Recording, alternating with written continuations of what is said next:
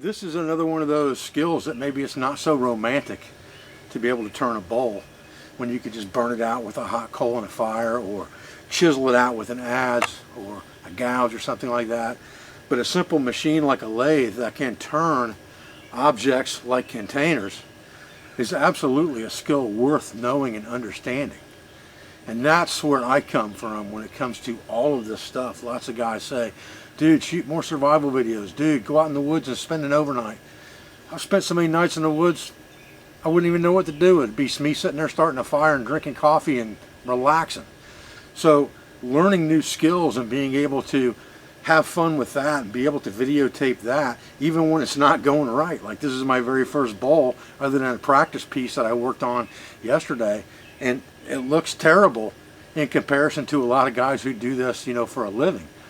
But it's serviceable. It'll hold food, and if I leave it outside to dry, it's not going to crack. So I have taught myself a skill, and now I need to better that skill so that I do it until I can't do it wrong. And that is the way I practice all of the skills that I like to learn for self-reliance. So it's really kicking my tail end right now is these corners coming around right here.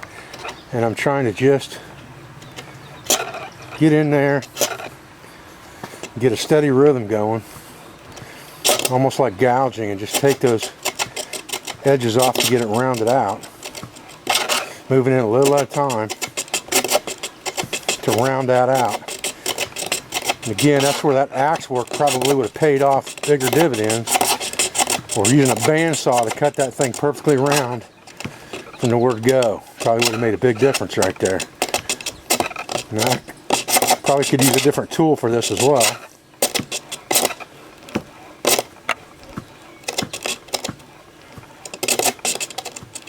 I'm just trying to ease in there slow.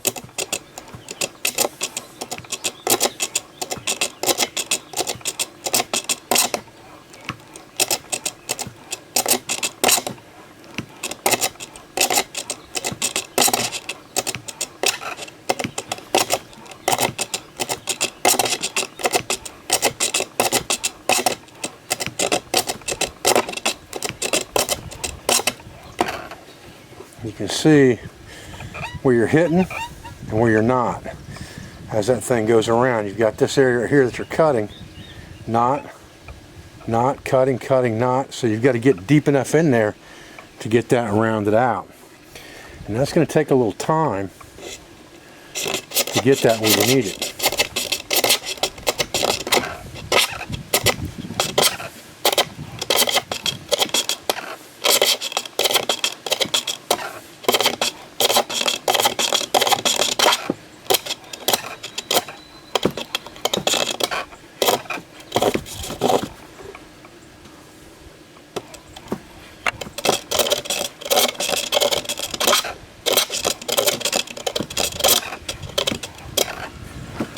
Right, so I've switched to a different tool here, and different shape altogether.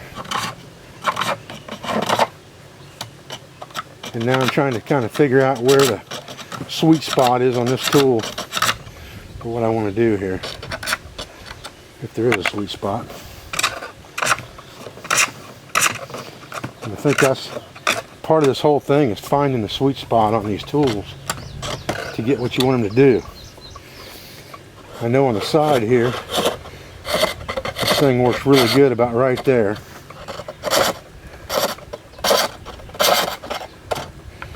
So maybe I need to come in here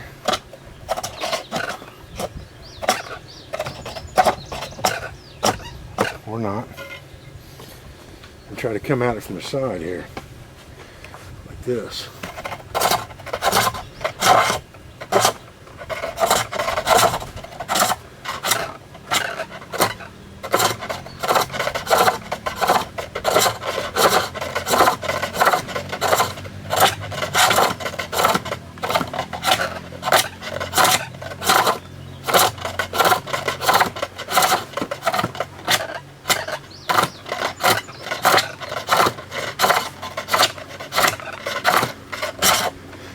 And I'm willing to bet there's 100 ways to do this 100 times easier, and I'm just too stubborn to not try to figure it out myself.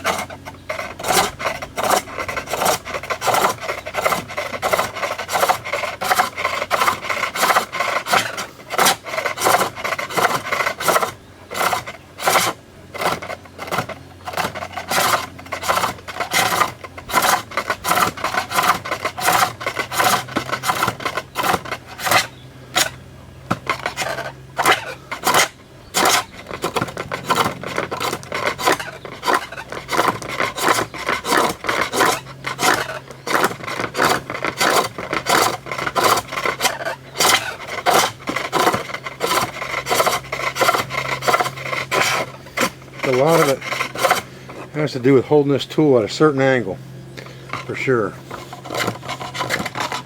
Just like the other lathe, this is just a little bit more difficult.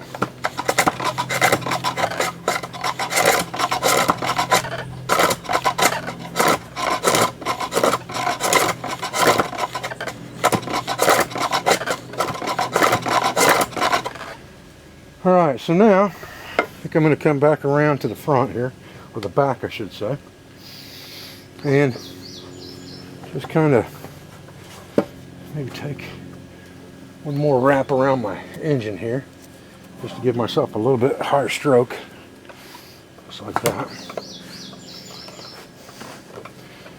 Get my tool in here, kind of try to smooth this up a little bit, maybe. Figure out what that angle is.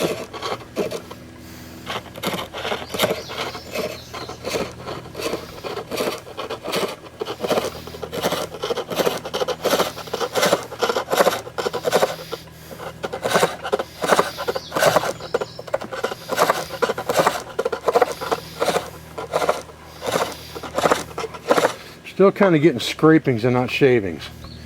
I'm still not getting exactly what I should be getting off this thing. Because I really want the longer shavings.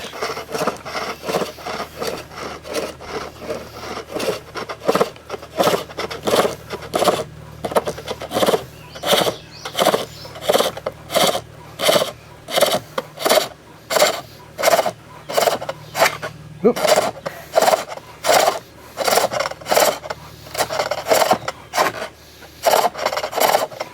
It's easy to get too deep with that thing, for sure.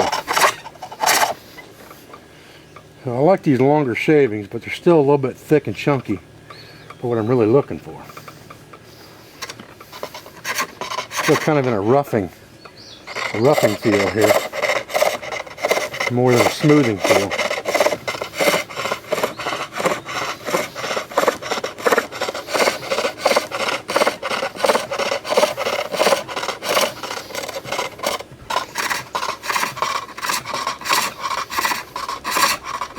This tool, it's got a pretty good size hook on it, and it's an inside bevel, so it's going to tend to grab really hard. I'm going to try to turn it in here sideways, just kind of go slow, just see what it seems to get. Really good fine shavings, but because it's got such a big blade on it, it'll actually grab real easy too. As you can see, it gets those good wispy shavings. This was the first tool I made, but it seemed a whole lot bigger than most of the ones I saw on the internet guys using, so I made it a lot smaller. But this one seems to work really well for me. That may just be because I'm used to using other tools that are very similar, gouges and things like that.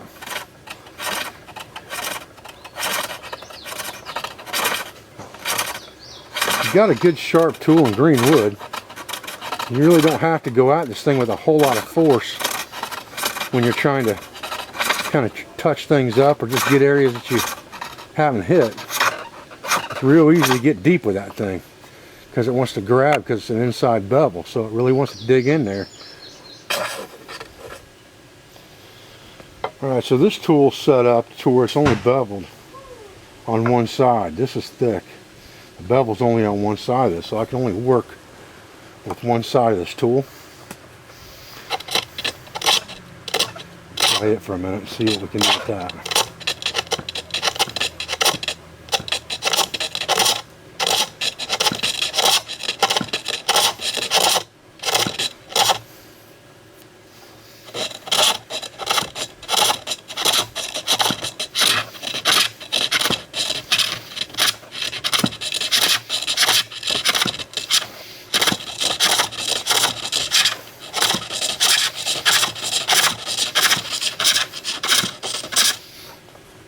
Dude over and see what we can do from this side. Maybe this is where we were at the first time.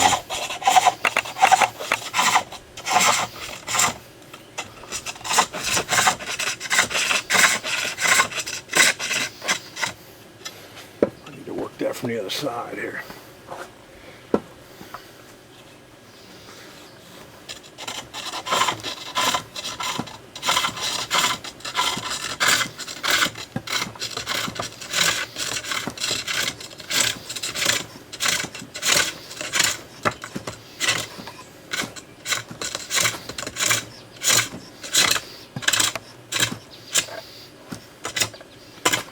A little bit of a bumpy spot right up here at the end of this.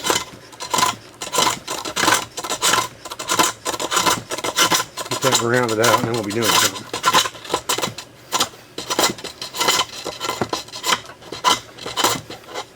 Still got one area right here that's flat. Got a little bit of breakout going on right here on this edge where the heartwood's at. We'll cut that out of there in a minute. Right now, still got one area, a little flat right there, a little flat right there. So we got to go a little deeper on this thing to get it where we want it.